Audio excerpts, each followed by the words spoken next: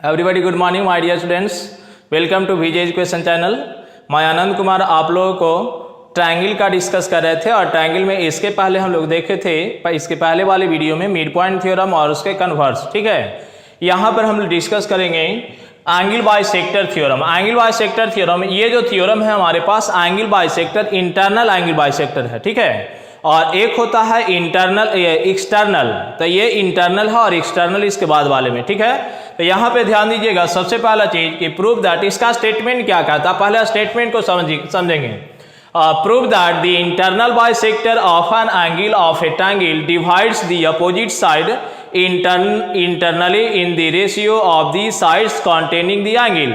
अब यहाँ पे ध्यान दीजिएगा, यहाँ लिखा हुआ है आपके पास स्टेटमेंट में कि prove that the internal bisector of an angle of a triangle divides the opposite side internally in the ratio of the side containing the angle. ध्यान दीजिएगा सबसे पहला चीज कि हमारे पास एक ट्रायंगल है। पहले देखिएगा इसका स्टेटमेंट के थ्रू हम लोग यहाँ पे एक बना लेंगे क्वेश्चन का फिगर। ठीक है, छोटा सा मान लीजिए कि हमारे पास एक ट्रायंगल ऐसे है, यहाँ पर ए हो गया, यहाँ बी हो गया और ये सी है। ठीक है, और कहता है कि prove that the internal bisector of an angle. मान लीजिए कि हमारे पास एक इंटरनल बाइसेक्टर ऐसे दिया हुआ है। ठीक है, इंटरनल बाइसेक्टर दैट मीन्स मेरा कहना ये है कि this angle equal to this angle, angle 1 और इक्वल टू एंगल 2। सही है, इसका नाम दे दीजिएगा डी। और इसके बाद कहता है कि जब ये इंटरनल बाइसेक्टर है, दिस एंगल और दिस एंगल इक्वल दिया हुआ है, तो इक्वल रहेगा तो साइड्स को opposite side internally in the ratio of the side containing the angle, this side upon this side equal to this side upon this side. ठीक है, तो यहाँ पर हम लोग देखेंगे कि prove that internal bisector of an angle of a triangle divides the opposite side internally in the ratio of the side containing the angle. Given में सबसे पहले गिवन लिखते हैं। ठीक है, यहां पर से लिखिएगा गिवन में ABC is a triangle, ABC एक ट्रायंगल दिया हुआ है और इसमें लिखिएगा इन विच AD is the bisector of angle A. सही है, ये इंटरनल बाइसेक्टर हो गया। क्वेश्चन का कहना यह है कि हमको आप प्रूव करके बताइए। टू प्रूव दैट वाले में ध्यान दीजिएगा, टू प्रूव वाले में हम लोग कह सकते हैं इसमें कि प्रूव करने के लिए बोला गया ए बी और अपॉन AC और इक्वल टू BD और अपॉन DC। यही चीज प्रूव करके आपको दिखाना है। सही है, अब ध्यान दीजिएगा इसमें कंस्ट्रक्शन कर देते हैं। तो कंस्ट्रक्शन वाले में यहां पर हम लिख दे रहे हैं, कंस्ट्रक्शन में देखिएगा ये AD जो दिया हुआ, AD के पैरेलल में एक लाइन सेगमेंट ऐसे करके ड्रॉ कर लेंगे। सही है, AD के पैरेलल में एक लाइन सेगमेंट ऐसे ड्रॉ कर लीजिएगा और BA को इधर प्रोड्यूस कर देंगे ऐसे। ये हमारे पास हो गया और इसका नाम दे दीजिएगा E। सही है, ये ध्यान दीजिएगा जो हम लोग कंस्ट्रक्शन किए हैं यहां पर लिख देंगे draw a CE parallel DA, CE parallel DA and BA and meeting, यहां पर लिख देते हैं and meeting produce BA to E। सही है, अब इसके बाद ध्यान दीजिएगा इसका एंगल का नेमिंग दे देते हैं। इसको दे दीजिएगा एंगल, ये हमारे पास एंगल 3 हो गया और ये हो गया एंगल 4। अब यहां पर से इसके बाद में हम लोग आते हैं तो प्रूफ वाले में देखिएगा, प्रूफ वाले में हम लोग ऐसा करते हैं कि सिंस सबसे पहले आते हैं यहां पर से दिस लाइन सेगमेंट और दिस लाइन सेगमेंट आपका पैरेलल है, AD पैरेलल C। तो लिखिएगा सिंस AD पैरेलल EC। जब ये लाइन सेगमेंट पैरेलल है तो हम लोग कह सकते हैं कि एंगल 1 बराबर एंगल 4 होगा, है ना। ऐसा करके आप लोग पढ़े होंगे कि मान लीजिए कि ये दोनों लाइन पैरेलल दिया हुआ है तो हम लोग कह सकते हैं कि this angle equal to this angle. ये कौन सा एंगल होता है, क्रॉसपॉन्डिंग एंगल होता है। सही है ना, तो ये हमारे पास क्रॉसपॉन्डिंग एंगल हो गया। तो यहाँ पर से इसी को हम लोग देख करके लिख सकते हैं यहाँ से कि सिंस AD पैरेलल है इसी का, जब AD पैरेलल EC दिया हुआ है तो एंगल लिखेंगे therefore angle 1 equal to angle 4, यहाँ लिख दीजिएगा बाई करस्पॉन्डिंग एंगल। सही है, ये बाई करस्पॉन्डिंग एंगल हो गया। अब यहाँ पर से हम लोग ऐसा कर लेते हैं, इसको इक्वेशन नंबर 1 दे देते हैं। सही है, नेमिंग दे देते हैं, ज़्यादा अच्छा रहेगा हमको बनाने में आगे। अब इसके बाद ये देखिएगा एंगल 1 बराबर एंगल 4 हो गया। ये भी कह सकते हैं कि एंगल 2 बराबर एंगल 3। सही है, तो एंगल 2 बराबर एंगल 3 किस कारण से होगा, तो ये हमारे पास अल्टरनेट एंगल हो जाएगा।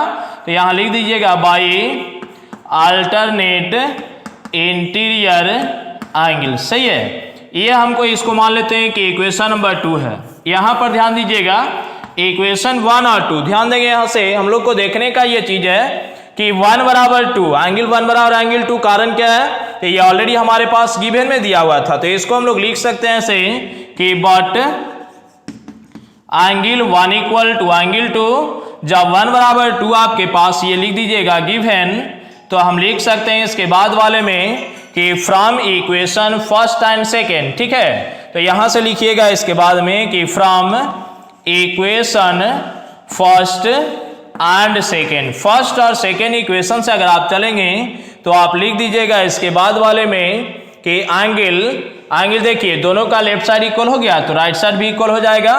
तो angle 3 equal to angle 4, angle 3 बराबर एंगल 4 हो गया। आप ध्यान दीजिएगा जब 3 बराबर 4 है तो हम लोग पढ़े थे कि किसी भी ट्रायंगल में, ध्यान देंगे यहाँ से कि कोई भी ट्रायंगल ऐसे दिया हुआ है और दिस साइड और दिस साइड इक्वल रहता है तो दिस एंगल और दिस एंगल इक्वल, यहाँ पे दिस एंगल और दिस एंगल इक्वल है तो this side equal to this side. तो AEC ट्रायंगल को अगर आप देखेंगे तो AEC ट्रायंगल में आप देखिए एंगल 3 इक्वल टू एंगल 4 है। ठीक है, एंगल 3 बराबर एंगल 4 जब आपके पास दिया हुआ है तो आप कह सकते हैं कि जितना AC का डिस्टेंस होगा उतना ही AE का भी होगा।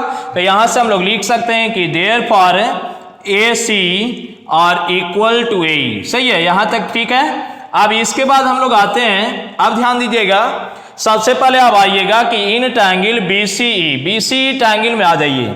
BCE ट्रायंगल में अगर आप आइएगा तो लिखिएगा इन ट्रायंगल BCE। सही है, BCE ट्रायंगल वाले में अगर लिखना चाहते हैं तो लिखिएगा सिंस AD पैरेलल EC। सही है, ये लाइन सेगमेंट और ये लाइन सेगमेंट आपका पैरेलल है। जब ये दोनों का दोनों पैरेलल है तो हम लोग कह सकते हैं BPT से अगर लिखेंगे तो AB अपॉन AE बराबर में BD अपॉन CD।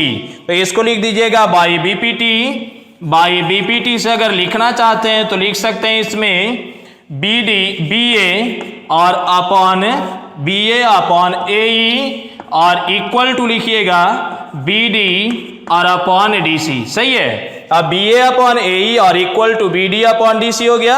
अब इसके बाद में देखिएगा थोड़ा सा स्लाइटली चेंज करेंगे, तो इसमें चेंज कीजिएगा इस तरीके से, ध्यान दीजिएगा। इसके बाद यहीं पर लिख दे रहे हैं पहले BA को हम लोग लिख देते हैं, BA को AB लिख दीजिए और डिनोमिनेटर में यहाँ पर से देखिएगा जितना AE दिया हुआ है तो AE के बदले देखिए यहाँ से जितना AE है उसके बराबर AC है, तो AE के बदले यहाँ से AC लिख देंगे और इक्वल टू लिखिएगा तो लिख दीजिएगा इसमें BD और अपॉन कितना DC आ जाएगा। तो आप देख सकते हैं इसका जो रिजल्ट है AB upon AC equal to BD upon DC। तो यही हमारे पास जो रिजल्ट बनता है ये AB और अपॉन कितना AC और इक्वल टू BD और upon DC।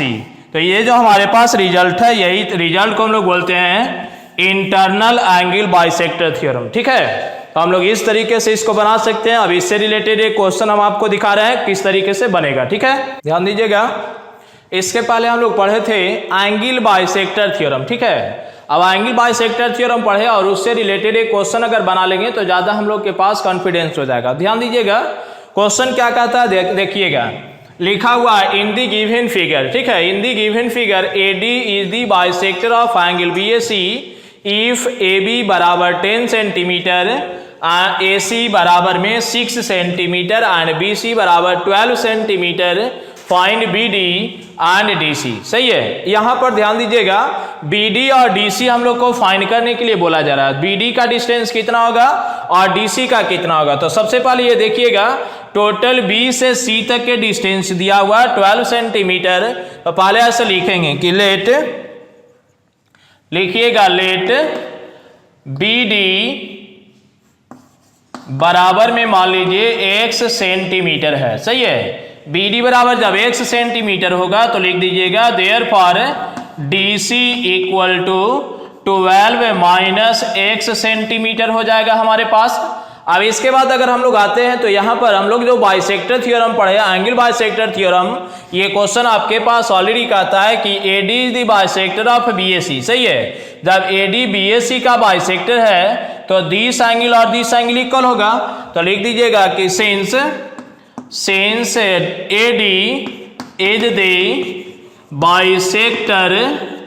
Bisector of angle BAC। जब एंगल बाइसेक्टर दिया हुआ है तो लिखेंगे देयरफॉर एंगल बाइसेक्टर थ्योरम हम लोग इसमें लिख सकते हैं AB और अपॉन AC और इक्वल टू लिखिएगा BD और अपॉन DC। सही है, बाइसेक्टर थ्योरम हम लोग से यही कर रहा था। ठीक है, अब इसमें कुछ नहीं करेंगे, डायरेक्टली रूप से इसका जो वैल्यू होता है वैल्यू को पुट करिएगा। तो AB का डिस्टेंस यहां से देखिए, AB बराबर कितना, तो AB बराबर हमारे पास 10 सेंटीमीटर। तो यहां पर लिख दीजिएगा 10 सेंटीमीटर हो गया। और डिनोमिनेटर में AC बराबर देखिए यहां से 6 सेंटीमीटर, आप यहां 6 लिख देंगे। और BD बराबर देखिए यहां पर हम लोग माने हैं तो x लिख दीजिएगा। और DC देखिए कितना निकला था, तो 12 माइनस x। अब इसके बाद देखिएगा, पहले इसको कैंसिल कर देंगे। देखिए इसमें कैंसिल करिएगा तो इक्वेशन हो जाएगा छोटा, 5 हो गया और 3, 2 से कैंसिल हो जाएगा। अब इसके बाद अगर हम लोग आते हैं, हम लोग देखिएगा इसमें क्रॉस मल्टीपल करेंगे तो लिखेंगे इसके बाद में 5 अपॉन 3 और इक्वल टू है x upon 12 minus x. Cross multiple अगर कीजिएगा 5 इंटू 12 माइनस एक्स और इक्वल टू 3 इंटू एक्स हो गया। अगर कैलकुलेशन करते हैं तो इसमें मल्टीपल करेंगे 60 और माइनस 5x बराबर में 3x। सही है, x वाले टर्म को एक साथ कर देंगे तो लिखिएगा 60 बराबर में 3x और प्लस में 5x हो गया। अब इसमें देखिएगा जब इसको ऐड कीजिएगा तो ऐड करने के बाद आएगा 60 और इक्वल टू में 8x। सही है, तो यहां से लिख देंगे 60 अपॉन 8 और इक्वल टू x हो गया। यहां अगर कैंसिल करना चाहते हैं तो पहले कैंसिल कर दीजिए, 2 से 2 चौके 8 और ये 15 चौके 60। सही है, अब इसके बाद जब आइएगा तो लिख दीजिएगा इसमें 15 अपॉन 2 और इक्वल टू x। तब इसको कैलकुलेशन करेंगे तो हमारे पास हो जाएगा 7.5 सेंटीमीटर बराबर में x था। x के बदले क्या लिख सकते हैं, तो लिख दीजिएगा, हम लोग माने थे BD बराबर x, तो BD बराबर 7.5 सेंटीमीटर हो गया। हमारे पास एक आंसर निकला। अब जब इस BD मेरे पास निकल गया तो DC भी निकलेगा। तो DC बराबर लिख देंगे 12 माइनस 7.5, सब्ट्रैक्ट कर लीजिए, ये 5 हो गया।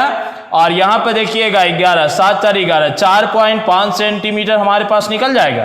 तो इस तरीके से इस क्वेश्चन को सॉल्व कर सकते हैं। ठीक है, अगर और इसी तरीके से हमारे पास मिलेगा एक्सरसाइज में तो बनाएंगे उसको भी इसी फॉर्मूले के हेल्प से। ठीक है, अगर आपको ये वीडियो पसंद आए तो सब्सक्राइब करना ना भूलें। Thank you.